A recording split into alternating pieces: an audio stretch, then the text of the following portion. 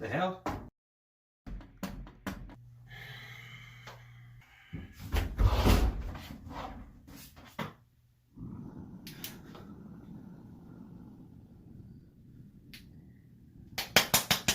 Come on, work, damn it! What was that? What was that? What the hell? Why? What's it doing locked?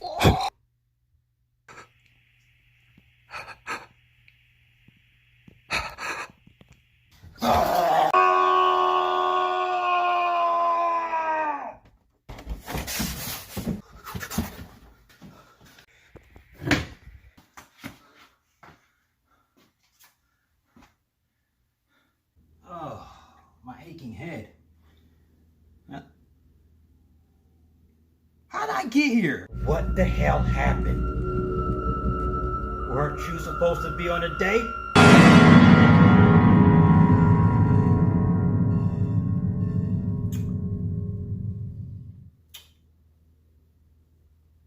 I can explain.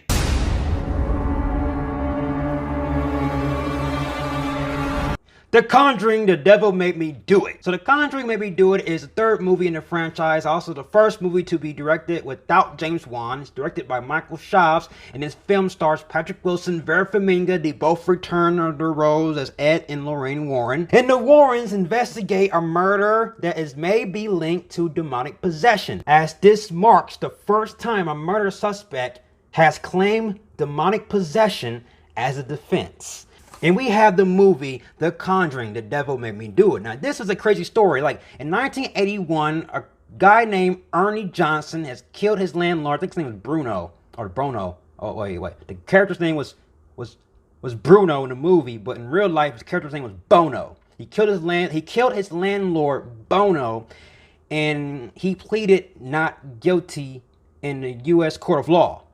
And he is the first suspect to be deemed not guilty after being a murder suspect due to demonic possession. It's a crazy story. Look it up. It's called the Devil Made Me Do It case. So this movie revolves around that case and things. And I want to talk about the performances from Vera Farmiga and Patrick Wilson. It's definitely elevated from the first two movies, just from that personal standpoint. You actually felt the romance between them, the love and growth. Another thing I like about this movie was Michael Chaves did a decent job of directing this movie on certain jump scare elements. Now, James Wan was director of the first two movies, and James Wan is one of my favorite horror directors of all time.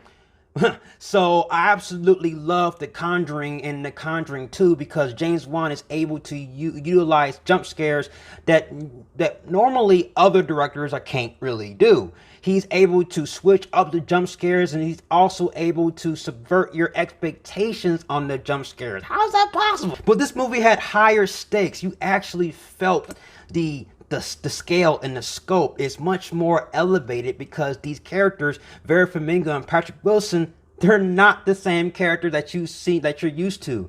They're actually dealing with personal issues, like in the first two movies, they're like yin and yang. They're both in their primes, and they can take care of any demons that comes in their way, but in this movie they struggle. I mean, Patrick Wilson's character, Ed Warren, he's dealing with ailments, he's dealing with a heart condition, and dealing with all that, a simple little jaw could hurt his heart, and you felt the stakes, and he's dealing with the heart condition while he's dealing with demons and things, and I'm just like, the scope has gotten elevated. And also Vera Farmiga is dealing with things as well. Vera Farmiga's character, Lorraine Warren, she is connected to the demon, and she's dealing with complications and things, kind of like Jean Grey.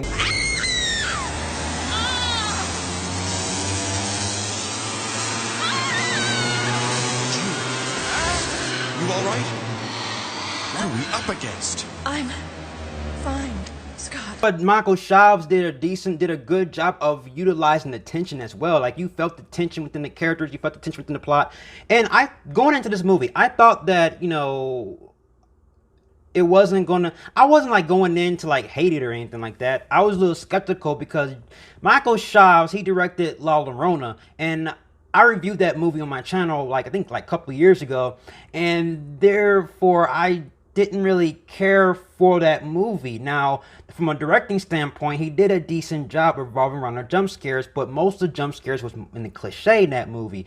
And for the jump scares in this movie, the jump scares sometimes work, sometimes they don't, but when he utilizes jump scares, it just doesn't have that James Wan style, because with James Wan, he's able to utilize different types of jump scares. He don't use the same jump scare style twice.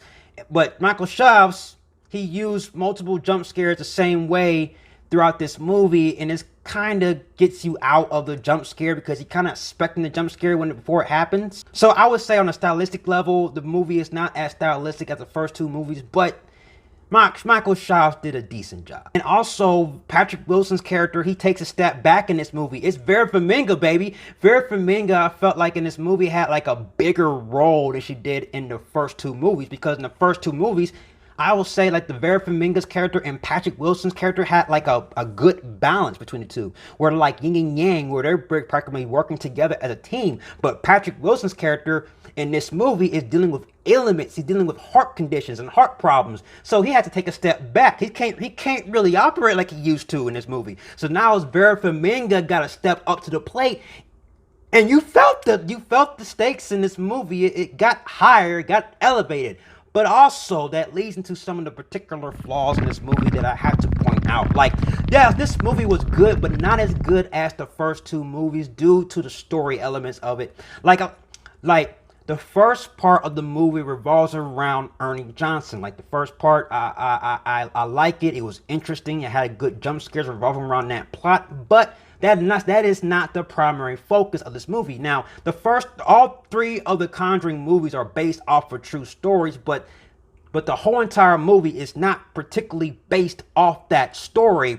Particularly, it follows plot points and plot beats of certain story points. For this movie right here, the film felt like it was in conflict with two plots, because the first plot revolved around Ernie Johnson, and then the second plot revolved around this entity or demon that Vera Farmiga and Patrick Wilson are dealing with, that's trying to get in connection. So there's pretty much like two factions. You got this family dealing with Ernie Johnson's problems, and then you got Vera Farmiga and Patrick Wilson's character trying to figure out doing their own journey. So that's where these two plots kind of coexist, and that's where the film feels like it's stuck. The movie couldn't really focus on the devil made me do it case, because the film, it doesn't have much information to go by. It's only basic information. So what they do, they kind of switched up to elevate the plot, and it doesn't really land on the execution level, but still I take it. I'm still satisfied watching this movie. You will find some entertainment with this movie. The jump scares are just okay. It doesn't fully elevate. It doesn't have that James Wan style. And if you watch the last two movies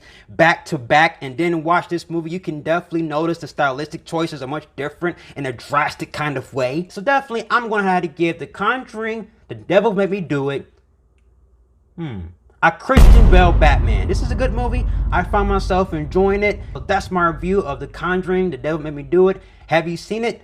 What are your thoughts? Comment below and let's talk about it. And I'll see you guys in my next review. And if you like everything you see and you agree, subscribe to my channel and join me in the Batman family. I have more Batman-tastic reviews in the way. You have been warned. Till then, ciao.